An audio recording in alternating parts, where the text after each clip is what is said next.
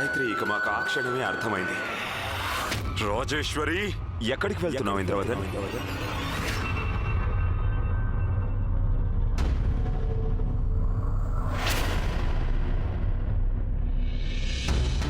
సిపాయి why ఉండి కూడా యుద్ధనీతిని మర్చిపోతున్నారా? శత్రువుల మీద వారి ఆయుధంతోనే దాడి చేయాలి. ఇక ఈ శత్రువు ఆయుధం వంచన. అయినా ఈ సర్పం దాని విషయాన్ని ఎక్కడెక్కడ దాచి ఉంచిందో మనకు తెలియదు కదా. గాయత్రి ప్రాణాలకు ఎటువైపు నుండి ప్రమాదం పొంచి ఉందో ఎవరికేం తెలుసు. ఇంద్రవదన్, మీరు గాయత్రి ప్రాణాలతో చెలగాటం ఆడకూడదు. రాజేశ్వరి ఒక ఆట ఆడింది, ఇక ఆడాల్సిన వంతు మీది. మాకెటువంటి ఆట మొదలు పెట్టాలని లేదు, కానీ రాజేశ్వరి ఈ ఆట మొదలుపెట్టింది కదా. మీరు కేవలం ఆ ఆటని పూర్తి చేయాలి. ఓపిక పట్టండి ఇంద్రవదన్. సమ్మెట దెబ్బ కొట్టాల్సింది ఇనుము బాగా వేడెక్కిన తర్వాతే. ఇనుము వేడెక్కేదాకా ఓపిక పట్టండి ఇంద్రవదన్.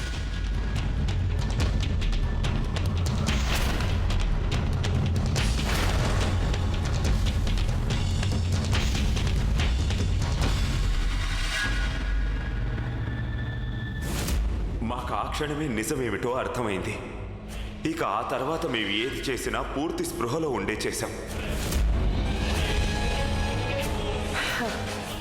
మరైతే ఈరోజు మీరు గాయత్రికి ఈ అందమైన మేలి ముసుగివ్వండి. ఇది తీసుకోండి. గాయత్రి దీన్ని కట్టుకొని నిప్పుకి దగ్గరగా వెళ్ళిందంటే దీనికి నిప్పంటుకుంటుంది. మాకు మాత్రం ఈ క్షణమే ఈ మేలి ముసుగుని నీ శవంపై కప్పాలనుంది. కానీ మేము నిన్ను జైల్లో ఉంచాలనుకుంటున్నాం.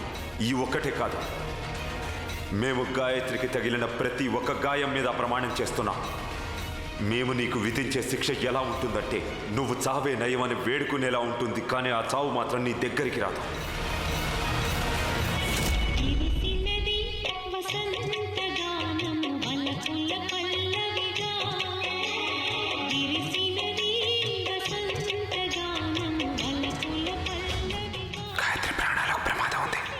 ముసుక్కుని పట్టుకోబోతోంది. తన్ని కాపాడండి.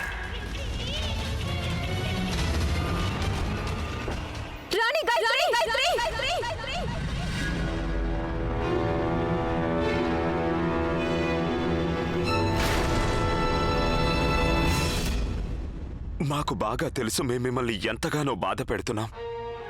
కానీ మేం కలిగిస్తున్న ఈ బాధ కేవలం ఇంకొక రాత్రి మాత్రమే ఉంటుంది గాయత్రి.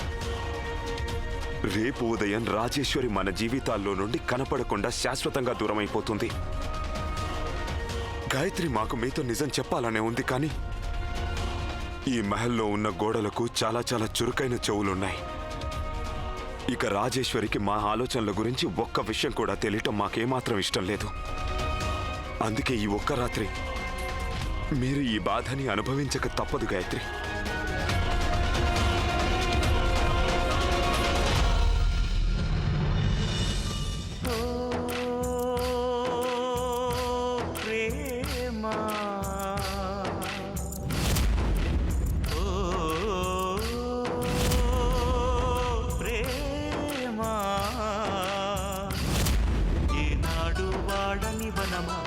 ఏనాడు తీరని రుణమా, ఏనాడు వీడని నీడని ప్రేమ. కాలానికి I love you.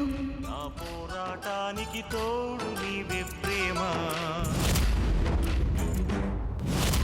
గాయత్రి, మనిద్దరం కలిసి మన ప్రేమ జ్యోతిని వెలిగించాం. కానీ ఇంతవరకు ఆ వెలిగే జ్యోతిలో మీరొక్కరే కాలిపోతూ ఉన్నారు. ప్రేమ పెట్టే అన్ని పరీక్షలను మీరొక్కరే ఎదుర్కొన్నారు. కానీ ఇక చాలు. ఇక ఆ జ్యోతిలో కాలిపోయే వంతు మాది. ఈసారి ప్రేమ పెట్టే పరీక్షను మేము స్వీకరిస్తాం. మేం మీకొక మాటిస్తున్నాం. ఇప్పుడు ఈ పరీక్షలో మేం మిమ్మల్ని కానీ మన ప్రేమని కానీ ఓడిపోనివ్వం. లేదని సాక్ష్యం చెప్పమ్మా, రావమ్మా ఓ ప్రణయమా. మా మాయని మమతల కావ్యము నీవని చాటిన ఆలయమా దీవెనలీయవ జానకి రాముల కళ్యాణమా.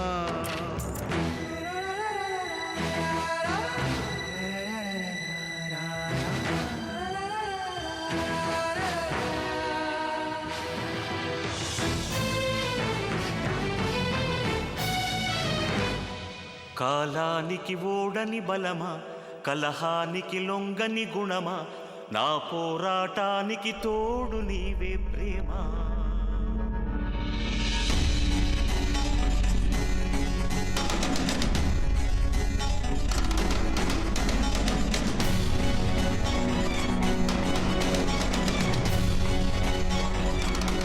రణగారు ఒకసారి నా మాట వినండి. రణగారు ఆగండి. రణగారు రణగారు నా మాట వినండి. రణగారు మీరు పొరపాటు చేస్తున్నారు. మీరేం చేస్తున్నారో మీకు అర్థం కావడం లేదు. మిమ్మల్ని బలహీనుల్ని చేశారు రాణగారు. మీరు ఈ విధంగా బలహీన పడకూడదు రాణగారు. మన ప్రేమకు మించినది మరేమీ లేదు రాణగారు. మీరు నా కళ్ళల్లో కళ్ళు పెట్టి చూడండి. చెప్పండి నేను చెప్పింది నిజమేనని. చెప్పండి మీరు మన ప్రేమను ఓడిపోనివ్వరని. రణగారు నాకు సమాధానం చెప్పండి. రణగారు నేను అగ్ని సాక్షిగా కొన్ని వాగ్దానాలు చేశాను. మృత్యువు మీ వైపు కన్నెత్తి చూసినా నేను దాన్ని కూడా ఆపేస్తానని. ఇది కేవలం ఆ రాజేశ్వరి రణగారు. రాజేశ్వరి మన సంతోషాల్ని మన అనుబంధాన్ని ఈ విధంగా నాశనం చేయలేదు. రణగారు నా మాట వినండి. రణగారు గాయత్రి మమ్మల్ని వెళ్ళనివ్వండి. నేను మిమ్మల్ని ఎక్కడికి వెళ్ళనివ్వను.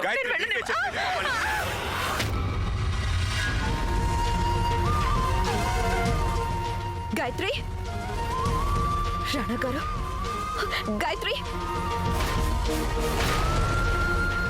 గాయత్రి లేవండి గాయత్రి.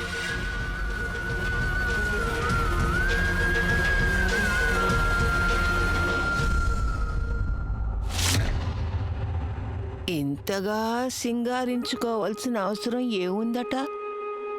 నీ ముందు గాయత్రి ఎలాగూ దిగదుడిపే కదా. హనీమూన్కి వెళ్తున్నాను కదా పెద్దరాని అమ్మ, ఈ మాత్రం అలంకరించుకోవాలిగా.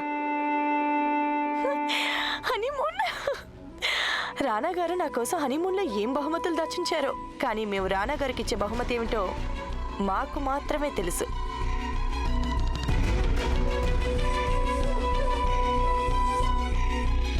అయినా రాణా గారు ఎలాగూ నీ వశంలో ఉన్నారు కదా. అయినా మళ్ళీ మీరు ఇవన్నీ ఎందుకు తీసుకెళ్తున్నారు? మీరు అనుకున్నది జరగక కూడా ఇంకా మీరు ఇవన్నీ చేయడం వల్ల ఉపయోగం ఏమిటి? మనం వేటాడబోయేది అడవిలో తిరిగే పులినైనా బంధింపబడ్డదాన్నైనా మనం వేట అనే అంటాం. మరి వేటకు వెళ్ళాలంటే కాస్త ఏర్పాట్లవి చేసుకోవాలి కదా. ఎంతైనా మాకిది మొదటి హనీమూన్. ఆహా, మొదటి హనీమూన్ అంటే మళ్ళీ వెళ్ళాలని కూడా అనుకుంటున్నారా మీరు? పులిని బోన్లో బంధించినా సరే అది ఎప్పుడైనా తప్పించుకోవచ్చు. అందుకే దాని బోనుకి ఎప్పుడూ తాళం వేసి ఉంచాలి. తాళం అంటే ఆ భస్మం తీసుకొచ్చారుగా, దాన్ని రోజు రాణా గారికి ఇవ్వండి. లేదంటే వశీకరణం పనిచేయకుండా పోతుంది. వశీకరణమా? లేదంటే మనం ఏ రోజు కోసం అయితే కష్టపడ్డామో అదంతా కూడా ఒక్క పొరపాటుతో బూడిదలో పోసిన పన్నీర్ అవుతుంది. రాణా గారు రండి.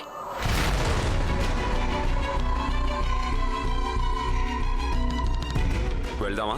రానా గారు ముందు మాకొకటి చెప్పండి, మేము ఎలా ఉన్నాం? హంతకురాల్లా. పదండి. మీకేం కాలేదుగా? రాణా గారు ఎక్కడికి వెళ్ళారు? రాణా గారు ప్రయాణానికి సిద్ధం అవుతున్నారు. మేము కూడా వారితో పాటు వెళ్ళాలి.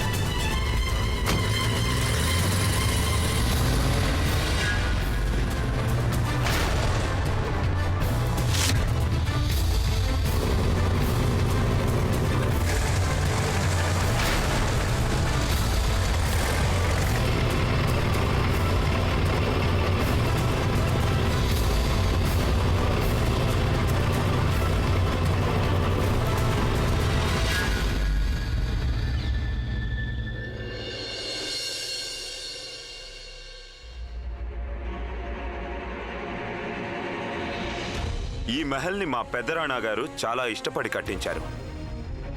చిన్నప్పటి నుండి మేమిక్కడికి వస్తూ ఉండేవారం. ఇది మాకు చాలా ఇష్టమైన ఇల్లు, చాలా ప్రత్యేకమైంది. అందుకే మేము మిమ్మల్ని ఇక్కడికి తీసుకొచ్చాం. ప్రత్యేకమైన వారికి ప్రత్యేకమైన మహల్. ఈ మహల్ పేరు ఇంద్రధనుష్ మహల్. ఇంద్రధనుష్. ఇక ఈ రోజు నుండి ఈ మహల్ మీ సొంతం.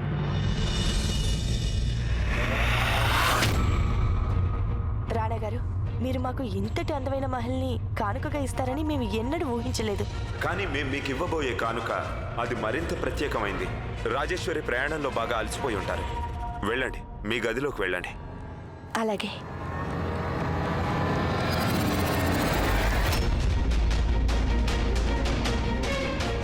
ప్రభు, మంగళ్ సింగ్, మేం మీకు ఏర్పాటు చేయమన్న వాటిని సిద్ధం చేశారా? చేశాం ప్రభు.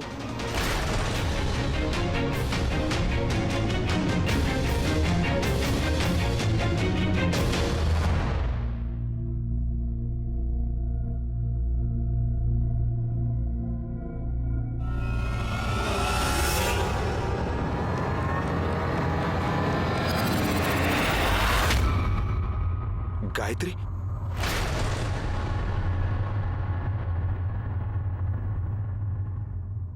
గాయత్రి మీరిక్కడికెలా? నీడ శరీరంతో పాటే ఉంటుందిగా రాణా గారు. అది చీకట్లో కూడా తోడుంటుంది, కానీ కనిపించదంతే. కానీ గాయత్రి మీరిక్కడికి రాకుండా ఉండాల్సింది. రాణా గారు, మీ ప్రాణాలకు ప్రమాదం పొంచుంది. మరి మిమ్మల్ని ఒంటరిగా ఎలా వదలగలను? రాణా గారు, నాకు తెలుసు మీకు ఇలాంటి విషయాల మీద నమ్మకం ఉండదని. అందుకే నేను ఈ రోజు వరకు మీతో ఈ విషయం చెప్పలేదు. ఇక ఇప్పుడు కూడా చెప్పకపోతే ఇంకా ఆలస్యం అయిపోతుంది రాణా గారు. మీ మనసు మీ స్వాధీనంలో లేదు రాణా గారు. రాజేశ్వరి మీ మీద త్రికోణ వశీకరణం చేసింది. రాజేశ్వరి మా మీద ఒకప్పుడు త్రికోణ వశీకరణం ప్రయోగించింది. అంటే మీకన్నీ తెలుసా? తెలుసు. రాజేశ్వరి చేసింది మాయ కాదు, మైకం మాత్రమే. దిగిపోయింది, భ్రమ మాత్రమే, చెదిరిపోయింది.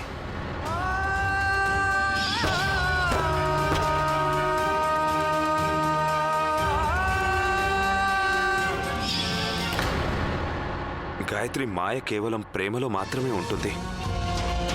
ఇక ఒక్కసారి అది మనసులో చేరిందంటే జీవితాంతం అది ఎక్కడికి పోదు. మరైతే రాణా గారు, మీరు ఎందుకు ఇక్కడికి వచ్చారు? రాజేశ్వరిని శిక్షించేందుకు. మేము గాయత్రిని ఎటువంటి చీకటి చెరసాలలో బంధిస్తామంటే అక్కడ సూర్యుడి కిరణాలు కాదు కదా, ఆశల కిరణాలు కూడా చేరుకోలేవు. రాజేశ్వరి చేసిన పాపాల చీకటి తెరలకు ఇవి ఆఖరి క్షణాలు. అవి ఒక్కసారి ఆ చీకటి తెరలు తొలగిపోతే ఇవి తెగిపోయినా మరికొన్ని పుట్టుకొస్తేనో?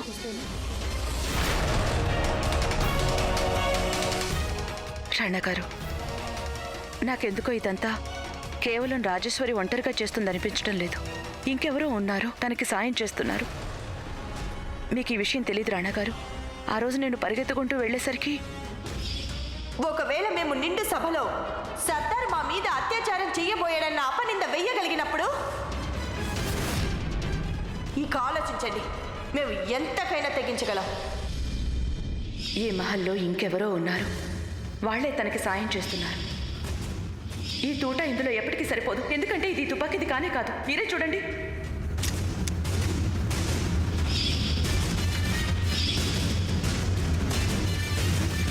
తాను మిమ్మల్ని ఎక్కడికి వెళ్ళనివద్దని చెప్పింది, అందుకే మీరు ఎక్కడికి వెళ్ళకూడదు. రాణా గారు, మిమ్మల్ని నిరికించేందుకు ఏదో వల పన్నుతున్నారు. కానీ అంతటి వల పన్నటం రాజేశ్వరి ఒంటరిగా చేయగలదని నేను అనుకోను. ఇంకెవరో ఉన్నారు, ఈ వశీకరణలో తనకి సాయం చేస్తున్నారు. ఎవరో ఉన్నారు, తన కోసం ఆ భస్మాన్ని తీసుకొచ్చారు. ఇక ఆ మనిషి మహల్లోనే ఉన్నారు రాణా గారు. చెప్పులు వేసుకుని ముళ్ళ మీద నడవటం వీలవుతుంది, కానీ అవే ముళ్ళు చెప్పుల్లోనే ఉంటే అప్పుడు ఒక్క అడుగు వేయడం కూడా అసాధ్యమవుతుంది. మనం ఆ ముళ్ళుని వెతక్కపోతే ఇక మన కాలు రక్తపు ముద్దలా మారిపోతుంది. ఇప్పుడు ఆ ముళ్ళు ఎవరో మనకి కేవలం రాజేశ్వరి ద్వారానే తెలుస్తుంది. అసలైన నేరస్తుణ్ణి మనం చేరుకోవటానికి ఒక్కటే మార్గం ఉంది, మన మరణం. మనం ఆ నేరస్తుని చేరుకోవాలంటే చావక తప్పదు గాయత్రి.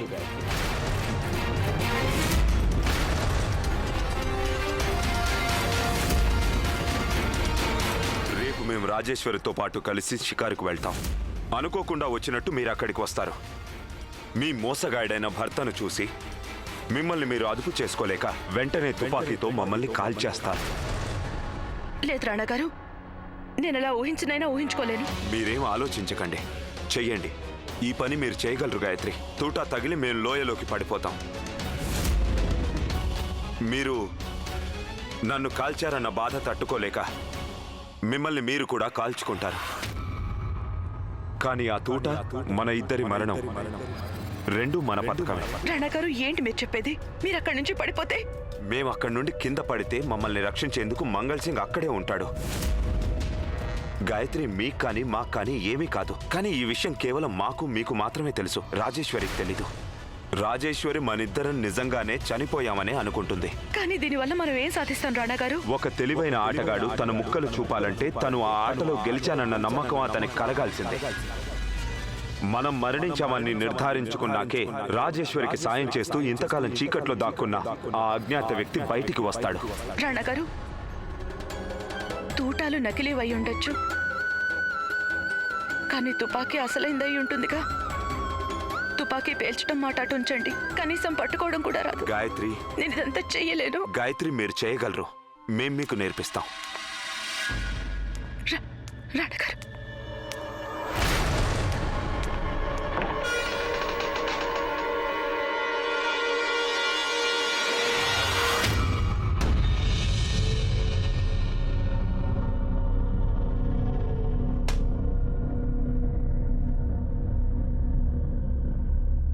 రాణి గారు, టీ సిద్ధంగా ఉంది. రాణా గారు ఎక్కడికి వెళ్ళారు? ప్రభువులు బయటికి వెళ్ళారు, ఇంకా సేపట్లో వచ్చేస్తారు.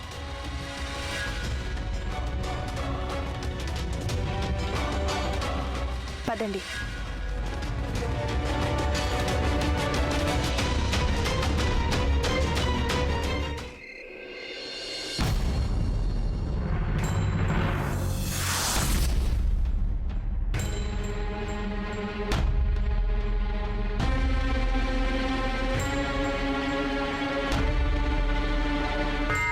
నేను ఈ పని చేయలేను రాణాగారు. చంపడానికి మీరు తుపాకీ పేల్చాల్సిన అవసరం లేదు గాయత్రి. మీరు చిరునవ్వు చిందిస్తే చాలు, మేము హాయిగా చచ్చిపోతాం. మీరు ఇప్పుడు కూడా వేళాకోళం చేస్తున్నారా? వేళాకోళం కాదు, కలలా అనిపిస్తోంది. గాయత్రి, మేం బతికేది మీకోసమే, అలాగే మరణించినా మీ చేతుల్లోనే. ఏమీ ఆలోచించకండి. ఈ తూట నకిలీది. తుపాకీ ఎత్తండి, ట్రిగ్గర్ నొక్కండి.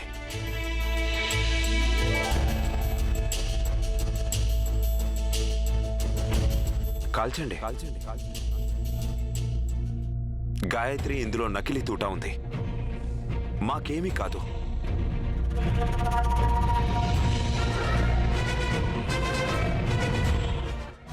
కాల్చండి. ఈ పని చేయడం నా వల్ల కాదు.